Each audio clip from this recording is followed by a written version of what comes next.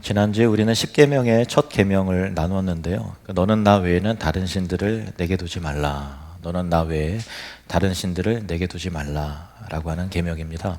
풀어 설명하면 지금 우리의 인생이 누구 손에 붙들려 있는가, 생존의 두려움과 환경에 붙들려서 지난주에 설명드렸던 것 같이 어쩔 수가 없어, 어쩔 수가 없다, 어쩔 수가 없다라고 하는 상황에 끌려가면서 자유한 것 같지만 노예로 끌려가는 삶을 살 것인가, 아니면 우리 인생의 주권자이신 전능하신 하나님께 내 모든 주권을 의탁드리고 이양하는 삶을 살 것인가 라고 하는 그런 내용이었어요. 오늘 제2계명은 조금 더 나아갑니다. 1계명이 누구를 향해 살 것인가, 누구를 예배할 것인가에 대한 부분이라면 2계명은 그 하나님을 어떻게 예배할 것인가 하는 내용입니다. 그 하나님과 어떻게 관계를 맺을 것인가 라고 하는 부분이 이 계명입니다. 19세기 독일의 철학자 니체, 다 아시죠? 신은 죽었다라고 선언했잖아요. 이것은 단순히 물리적인 신으로 죽었다 그런 개념이 아니라 니체가 진짜 말하려고 의도했던 거는 이거예요. 현대인들에게 이제는 더 이상 하나님이 필요한 시대는 아니다. 이제 인간이 스스로 자기 인생의 주인이 될 시대가 왔다. 그예요. 그러니까 종속돼, 더 이상 신이 우리 인간을 종속하고 지배하는 게 아니라 우리가 스스로 인생의 주인이 될 자격이 있고, 그렇게 인생을 스스로 개척하고 나아가는 인생의 주체가 되는 것이 마땅하다라고 하는 철학적 개념이었어요. 니체는 인간이 하나님 없이도 이제 그 말대로 완벽하게 자유롭고 강해질 줄 알았던 것이죠. 근데 현실은 전혀 달랐어요. 왜 그런가 하면은 하나님을 밀어난 그 자리가 텅 빈 자리를 연약한 인간이 감당이 안 됐던 거예요. 자기 인생에 대한 모든 문제를 스스로 해결한다는 것이 쉽지 않았던 거예요. 그러니까 내 마음대로 살면 자유로울 줄 알았는데 오히려 내 인생의 작은 문제를 스스로 컨트롤할 수 없는 그런 연약함이 있다라는 거예요. 그리고 인간은 불안한 거죠. 그래서 인간이 스스로 안심하고 기댈 수 있는 신을 밀어낸 자리에 또 다른 신들, 그 우상을 끊임없이 찍어내기 시작한 거예요. 돈이라는 힘 앞에 무릎을 꿇고 더 나은 환경과 성공을 쫓아다니면서 종속이 되고 세상의 성공을 또 신처럼 받드는 것이죠. 그래서 마침내 내 인생의 주인은 나라면서 자기 자신을 신의 자리에 앉혀보았지만은 결과는 참담했던 것입니다. 왜냐하면 내 힘으로 내 인생을 처음부터 끝까지 완벽하게 책임지고 증명할 수 없는 거잖아요. 그리고 그러한 내 인생의 주인이 나라는 것은 그 결과까지도 내가 책임지는 것이고 결과에 의해 또 판단을 받기 때문에 그 두려움과 무서운 압박 속에서 사람들의 평가와 시선에 얽매이는 더 비참한 노예가 되고 만 거예요. 니체 자신은 어떻게 됐을까요? 신은 죽었다라고 선언한 뒤에 하나님이 사라진 세상의 무게를 가장 먼저 스스로 짊어져야 했잖아요. 신은 죽었다라고 선언했으니까 인생의 주인은 바로 너다, 너의 책임이다, 그렇게 했던 그 니체 자신이었는데, 그 완벽한 그 운명의 완벽한 주인이 되라고 힘있게 외쳤어요. 사람들은 그 외침에 열광스럽게 호응했죠. 근데 니체가 1889년에 이탈리아 토리노 한 광장에서 그 무거운 그 진마차를 끌다가 주저앉아 버린 그 말을 그 주인이 마부가 막 채찍질 했는데 그 늙은 말을 끌어안고 통곡을 했습니다. 그리고 나서 그 상황을 스스로 감정이 이제 감당이 안 됐던 거예요. 그리고 나서 남은 생애 10년, 11년 동안 단 하루도 온전한 정신으로 회복되지 않았어요. 정신 이상이 생겼어요. 그러니까 하나님 없이 스스로 자기 인생을 책임지고 끝까지 완벽해지려고 했던 그 위대한 철학자의 이성조차 결국 얼마나 부서지기 쉬운 연약한 것인가라고 하는 것을 보여주는 단적인 예죠. 근데 이것은 니체 한 사람만의 비극은 아니에요. 보이지 않는 하나님 대신 눈에 보이는 무언가를 쥐고 안심하려는 우리 모두의 이야기입니다. 하나님 없는 스스로의 운명을 결정하려는 인간은 반드시 눈에 보이는 무언가를 손에 쥐려고 하는 습관이 있어요. 눈에 보이는 숫자, 실적, 성과, 자산 가치가 얼마나 올라갔느냐, 어디 사느냐, 무슨 차를 끌고 있느냐. 다른 사람들에게 보여줄 수 있는 나의 이미지. 그래서 스마트폰 화면 속에서 가장 완벽하게 다듬어진 나를 올려두고 그것이 얼마나 많은 사람들이 관심을 받고 좋아요, 하트, 그것에 따라서 자신의 가치를 이제 확인하는 거죠. 인정받으려고 하는 욕구가 끊임없이 자기 자신을 더 나은 우상으로 조각해내는 거예요. 그것이 우리 인생입니다. 바로 이러한 허점에 제2계명의 말씀이 선포가 되는 거예요. 4절, 5절 말씀, 너를 위하여 새긴 우상을 만들지 말고, 또 하반절에 어떤 형상도 만들지 말며, 또 5절에 그것들에게 절하지 말며 그것들을 섬기지 말라. 이 말씀을 들을 때 혹시 이런 생각 들지 않으세요? 나 예수님 믿은 후에 한 번도 우상 섬긴 적 없는데, 금불상을 앞에서 뭐 절한 적도 없고 제사상 앞에 엎드린 적도 없으니까 이 말씀은 적어도 나와 상관은 없겠구나. 나는 우상 숭배자가 아니니까. 물론 맞죠. 조각된 우상 앞에 엎드리지 않고 제사상에 절하지 않는 것, 그것은 신앙인으로서 마땅히 지켜야 할 바른 예배의 태도임이 틀림없습니다. 그러나 오늘 말씀은 훨씬 더 그 깊은 곳, 본질적인 이야기입니다. 우리가 우상이라고 미처 인식하지 못했던 바로 그 자리를 겨냥하는 것이죠. 손으로 깎아 만든 조각상이 아니라 우리 마음속에 세우던 형상들, 눈에 보이지는 않지만 우리의 삶을 실질적으로 지배하고 실질적으로 나의 감정과 내 생각을 지배하고 있는 그 가짜 신들을 향해서 하나님 오늘 말씀하시는 거예요. 그러니까 드러난 우상 숭배자는 아니다 할지라도 여기는 누군가 모두에게 다 해당되는 말씀인 것입니다.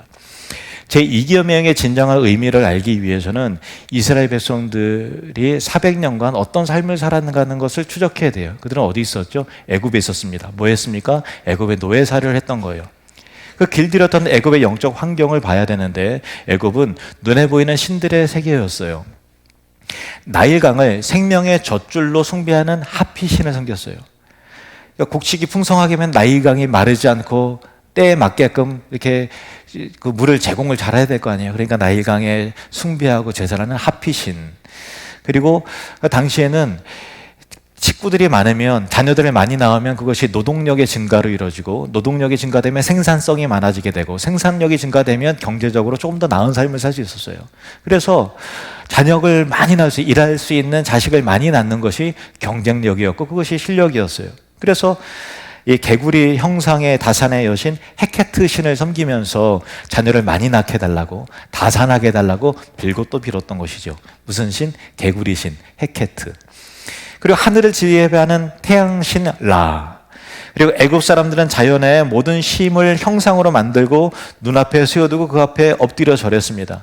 보여야 믿을 수가 있고 손으로 만질 수 있어야 안심할 수 있었던 것이죠. 이스라엘 백성들은 그 땅에서 400년을 살았던 거예요.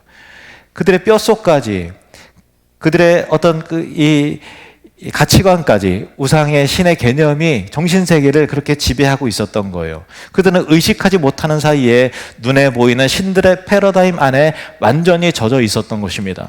하나님은 그것을 아셨어요.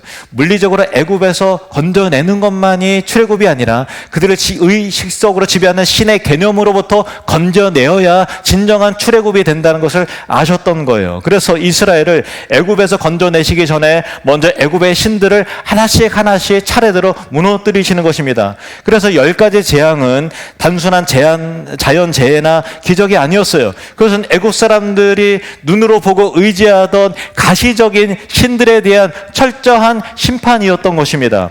나일강을 피로 물 들이비침으로 하피 신이 죽었다. 그의 무력함을 드러내신 것입니다. 징그럽고 끔찍한 개구리 떼가 온 마을과 거리와 밥상까지 다 덮음을 통해서 개구리는 섬겨야 할 신이 아니라 너무나 혐오스럽고 징그러운 거구나. 개구리가 이제는 없었으면 좋겠다라고 생각하게 만들었어요. 헤케트 그 신의 허상을 폭로하신 것입니다. 마침내 가장 강력한 태양신 라, 그것을 흑암으로 뒤덮으심을 통해서 살아있는 신으로 추앙받던 또 바로의 장자를 치심으로써 애굽의 모든 신앙 체계, 그 허상을 한꺼번에 차례로 무너뜨리셨습니다. 그리고 하나님은 선언하시는 거예요. 너희가 눈으로 보고 손으로 만지면서 의지하던 그 신들, 그것은 허상이요 실상 아무것도 아니니라. 그렇게 그들에게 말씀하신 거예요. 그런데 여기서 우리가 주목해야 될 장면이 있어요. 이스라엘 백성들은 출애굽했고 이 홍해가 갈라진 놀라운 기적을 경험하게 되었고 신의 산에 이르게 되었습니다. 모세는 하나님 앞에 그 계명을 받기 위해서 올라갔어요. 근데 그 산 아래 어떤 일이 일어났나요? 산 아래 이스라엘 백성들은 무엇을 하고 있었습니까? 눈에 앞에 보이던 지도자 모세가 40일 동안 내려오지 않자 그들은 불안감을 견디지 못하고 아우성치면서 우리를 애굽에서 인도해낸 신을 만들어내야 된다. 지금 아무것도 없지 않느냐. 그래서 그들은 손에 가락지를 빼고 목걸이를 빼고 장식을 빼고 해서 금송아지 형상을 빚어내었습니다. 그리고 그 가짜 신 앞에서 춤추며 뛰어놀면서 이것이 우리를 애굽에서 건져낸 여호와다라고 선언하면서 막 신 앞에 절하고 뛰어놀았던 거예요. 불과 얼마 전 홍해가 갈라지는 엄청난 기적을 두 눈으로 똑같이 보았으면서도 당장 눈앞에 보이는 무언가가 사라지자 그들은 여지없이 금송아지라고 하는 가짜 신을 자기들의 손으로 만들어내고 만 것입니다. 이것이 인간의 본성이라는 거예요. 아무리 위대한 하나님의 역사를 경험해도 눈에 보이지 않으면 불안해서 어떨 줄 모르는 거예요. 손에 잡히는 무언가가 없으면 견디지 못하는 거예요. 그래서 어떻게든 신을 조각해내는 것입니다. 물리적인 신이든 마음의 신이든 어떻게든 내 마음의 위안거리를 붙잡는 거예요. 그 유한한 신을 믿는 순간 어떤 일이 벌어질까요?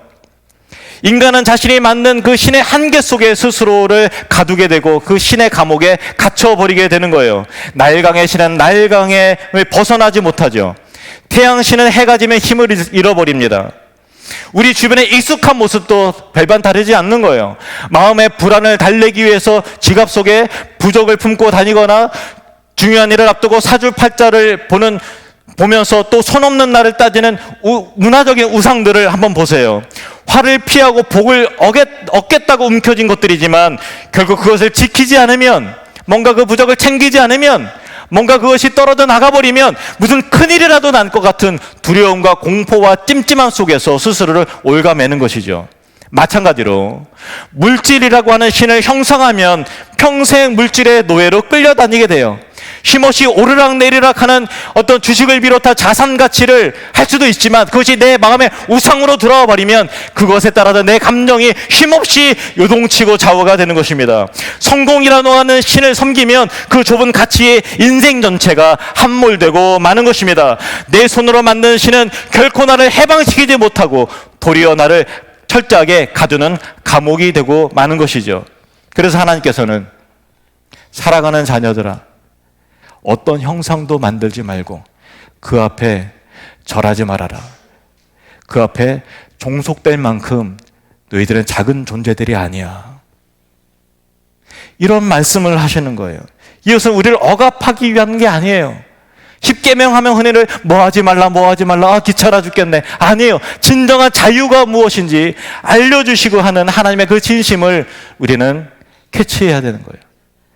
인간의 불안이 만들어낸 그 좁은 감옥과 두려움의 사슬에서 우리를 건져내어서 진정한 자유를 주시려는 따뜻한 선언이에요. 물리적으로 애굽에서 나왔다고 자유가 임하겠습니까? 그들을 물리적 올가매었던 죄의 사슬로부터, 헛된 우상의 사슬로부터 건져내어야 진정한 자유와 해방이 이루어지는 거예요. 단지 교회에 다닌다고 다 자유한 거 아닙니다. 내 마음의 허상, 우상들 깨뜨려야 진정한 구원이 임하는 거죠. 그렇다면 눈에 보이지 않는 하나님을 섬긴다라는 것은 뭘 의미할까요? 사도 바울이 2차 선교 여행을 하면서 그리스의 아테네로 들어섰을 때 그 도시는 인간의 불안이 만들어낸 신들로 가득했어요. 신전마다 형형색색의 조각상들이 세워져 있었어요. 왜 형형색색인가 하면은 우리 지금 보는 형상들은 하얀색 대리석이었지만 그 당시에는 색깔이 다 알록달록하게 칠해져 있는데 세월이 지나면서 색이 다 빠지면서 백색 형상만 남았다고 그래요. 형형색색의 조각상들이 세워져 있었고 광장 곳곳마다 제단이 즐비했습니다. 심지어 바울이 볼 때 알지 못하는 신에게라고 새겨진 제단까지 보았어요. 이 신도 섬기고 저 신 섬기는데 야 그래 아무리 생각해도 생각나지 않는 또 다른 신이 있을지 모르니까 그냥 기타 등등 신들에게 라고 하고서 절하자. 혹시라도 빠뜨린 신이 있을까봐 만들어놓은 불안이 만들어낸 제단이었어요.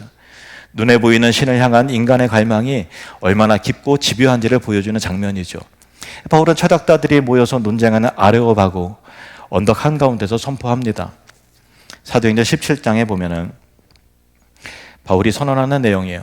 우주와 그 가운데 있는 만물을 지으신 하나님께서는 천지의 주제시니 손으로 지은 전에 계시지 아니하시고 또 무엇이 부족한 것처럼 사람의 손으로 섬김을 받으시는 것이 아니니 이는 만민에게 생명과 호흡과 만물을 친히 주시는 이심이라.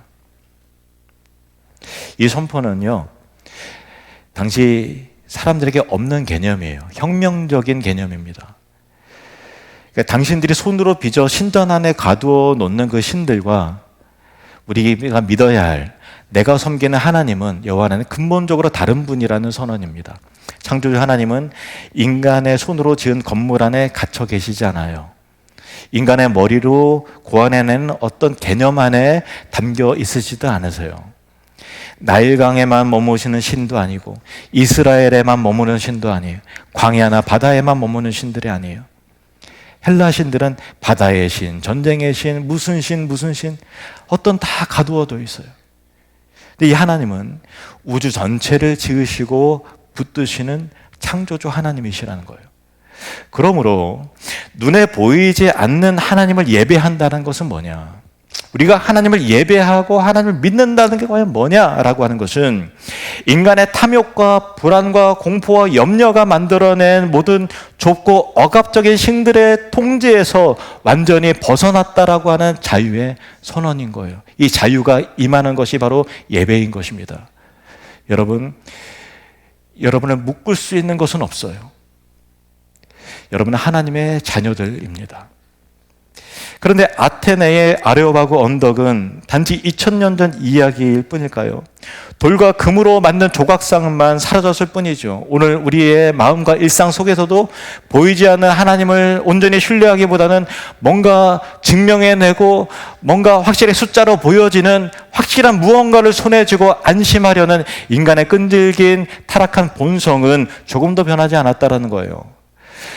즉 우리는 여전히 내 삶을 내 마음대로 통제하고 예측하고 싶어 합니다. 그래도 내 손에 잡히는 결과물, 내 눈으로 확인할 수 있는 성과, 그래프, 통계, 숫자, 나를 지켜줄 수 있을 것 같은 세상의 힘들을 끊임없이 마음의 제단 위에 올려놓고 절을 하고 이것이 있으면 안심하고 없으면 불안해 떠는 것이 우리 사람이라는 거예요.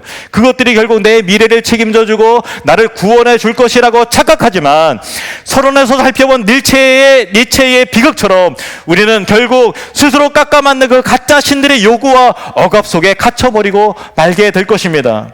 하지만 우리의 생명과 운명은 우리가 조각하고 부어 만든 깎아 만든 그 좁은 틀 안에 갇혀 있을 수 없는 존재라는 거예요. 천지의 주제이시며 광대하신 하나님께서 친히 여러분의 생명과 호흡을 주장하고 계시다는 사실을 아십니까?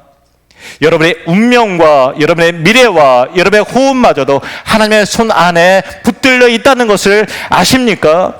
하나님을 예배한다는 것, 그것이 끊임없이 무언가를 쥐고 증명해야 안심하는 이 세상의 강박과 결박으로부터 우리를 건져내는 유일한 자유인 것입니다.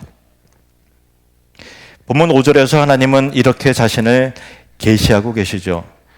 5절 말씀 우리 같이 읽을까요? 시작. 그것들에게 절하지 말며 그것들을 섬기지 말라. 나 내 하나님 여호와는 질투하는 하나님인즉. 질투하는 하나님은 질투하신다. 이 표현 앞에 많은 분들이 좀 불편함을 느끼거나 하나님 좀 째째한 분 아니야 이렇게 생각할 수 있고 왠지 옹졸하고 감정적인 신의 이미지를 떠올리게 하죠. 전능하신 하나님이 질투하신다는 것이 어울리지 않는다고 느껴지기도 합니다. 그러나 여기서 사용된 히브리 원어 칸나, 질투라고 하는 칸나라는 단어는 우리가 일상적으로 쓰는 어떤 그 질투의 개념과는 좀 달라요.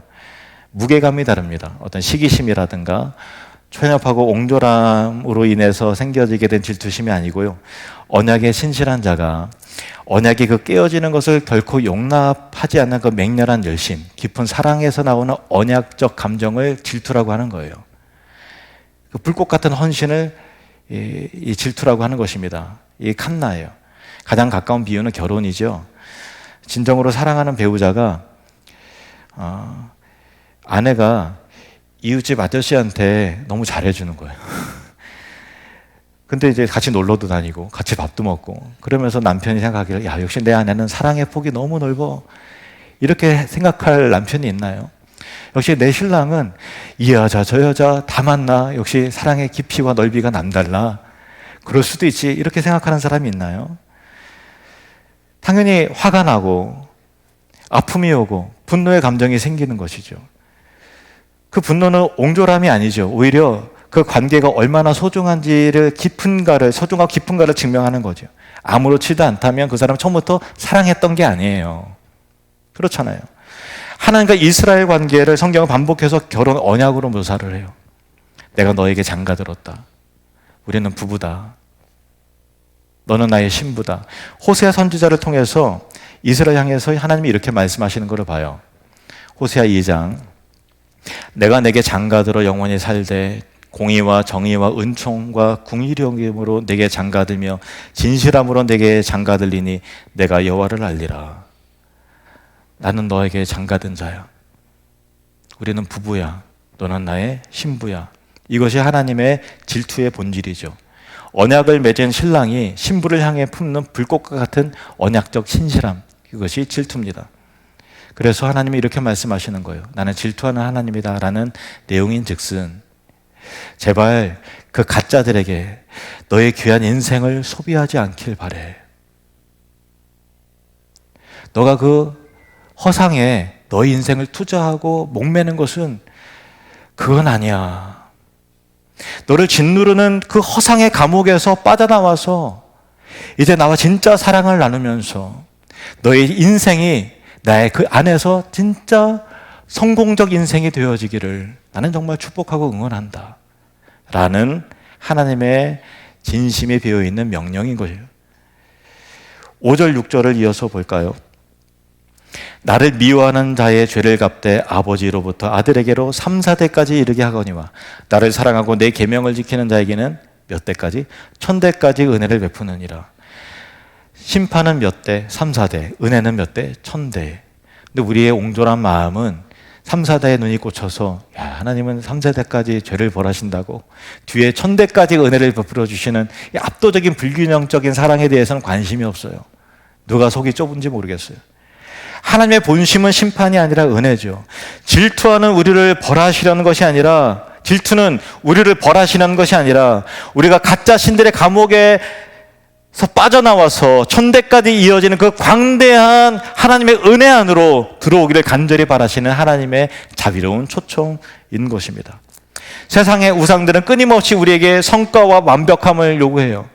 애굽은 이스라엘 백성들을 오직 하나의 기준으로 평가했어요. 벽돌을 얼마나 찍어냈느냐, 얼마나 높이 쌓았느냐, 어떤 실적을 올렸느냐, 더 빨리게, 더 많이, 더 완벽하게. 그 요구는 결코 끝나지 않았습니다. 할당량은 언제나 어제보다 오늘 많았고 오늘보다 더 내일 많아지는 거예요.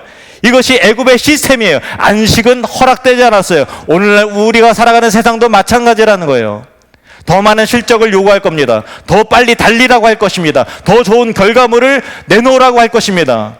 어제보다 오늘, 작년보다 올해 더 많은 결과를 내놓으라고 압박하게 할 것입니다. 그것에 만족하기 우리는 더 많이 뛰어야 되는 것이 이 세상의 현실이라는 거예요. 그 앞에서 우리는 영원히 쉴 수가 없는 것이죠. 그러나 질투하시는 하나님은 달라요. 그분은 우리가 당신의 광대하신 품 안에서 존재 자체로 안식을 하기를 원하세요. 더 많이 헌금하고 더 많이 어떻게 해야 돼? 라고 말씀하시는 것이 아니에요. 나와 진실한 사랑을 나누자. 너의 존재만으로도 너는 나의 충분한 기쁨이고 나의 자랑이고 나의 영광이다. 이것이 하나님의 질투의 안에 들어진 진심이라는 거예요. 끝없이 벽돌을 쌓아 나를 증명하지 않아도 되는 자리, 어떤 조건 없이 있는 그대로 사랑해 주시는 그 부유한 은혜의 자리에 하나님께서 여러분을 초대하고 계십니다. 하나님은 제2계명을 통해서 우리에게 이렇게 말씀하세요. 하나님을 형상화하지 말아라. 왜냐하면 하나님께서 친히 그분의 완벽한 형상을 우리에게 보여주셨기 때문이에요. 그분은 예수 그리스도이십니다. 골로새서 1장에 이렇게 증언하고 있습니다. 그는 보이지 아니하는 하나님의 형상이시요 모든 피조물보다 먼저 나신 이시니. 예수님이 하나님의 형상이라는 거예요. 완벽한 형상이라는 거예요. 그래서 우리는 예수님을 통해서 하나님을 알게 돼요. 아, 하나님은 긍휼히 여겨주시는 분이구나.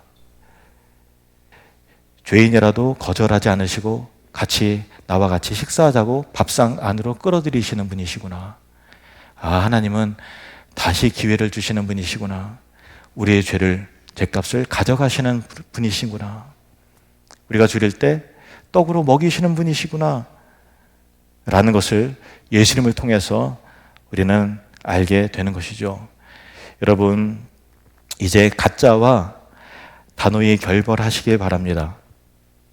내 마음 가운데 내 감정과 상황을 조종하던 그 허상을 깨뜨려 버리시기를 바랍니다. 그리고 그 빈자리에 참되신 하나님을 모셔드리십시오. 우리가 말씀 후에 함께 부를 찬양이 있어요. 비준비하시니 라고 하는 찬양인데, 이 찬양은 시편 147편을 말씀을 가사로 하고 있어요. 어떤 내용이 나오냐면은, 그가 구름으로 하늘을 덮으시며 땅을 위하여 비준비하시니, 그가 구름으로 하늘을 덮으시며 땅을 위하여 비준비하시니. 근데 이 세상의 신에는 없는 개념이에요. 뭔가 하면요, 비는 어떻게 오죠? 정성을 들여야 비가 오는 거예요. 뭔가 바쳐야 아들을 주는 거예요. 비나이다 비나이다. 뭔가 저를 1000번 이상 채워야 도달되는 기준이 있단 말이에요. 끊임없이 요구, 만족할 때까지. 근데 그 우상은 사실 나예요. 내가 이만큼 정성을 들였으니 너는 나를 만족시켜라. 내가 이만큼 뭔가 귀한 걸 바쳤으니 너는 나에게 비를 내려라. 아들 하나쯤 줘야 되지 않느냐. 내가 바친 게 얼만데. 자기 자신이 우상인 거죠. 이 상황이 우상인 거예요. 세상의 우상은 우리가 쌓은 벽돌의 높임만큼만 반응해요. 쏟아부은 정성만큼만 제공하는 거예요. 철저하게 계약관계예요. 계산적이에요. 그리고 더 완벽하게 나를 증명하고 정성을 바쳐야만 겨우 움직이면서 우리를 착취하는 거예요. 그러나 하나님은 달라요. 그분은 우상 앞에서 소진되고 상처 입은 자들을 거저 은혜롭게 싸매어 주시는 분이에요. 우리가 구하기도 전에 먼저 구름을 모으시고 은혜의 비를 준비하시는 하나님이에요. 여러분, 간절히 구했을 때 비도 오지만 구하지도 않았는데 비와 구름을 주시는 하나님, 이게 우연인가요? 반복되지만, 우리는 당연한 듯 여기지만 그것은 우연이 아니라 하나님의 사랑입니다. 여러분이 일용할 양식을 먹는 것, 하루하루 살아가는 것 우연입니까? 아니에요. 구름을 모으시고 비를 내리시는 하나님 아버지의 사랑이에요. 단 거저 은혜로 반복적으로 주어졌기 때문에 우리가 그 은혜를 감지하지 못할 뿐입니다. 헛된 우상을 더 이상 조각하지 말고 진실하신 하나님만을 예배하길 원합니다. 가짜 신들과 결별한 여러분의 삶의 그 마음의 자리에 하나님께 친히 준비하신 이 풍성한 은혜의 단비가 예배 때마다 여러분의 삶가 속에서 가득히 내리시기를 주님의 이름으로 축원합니다.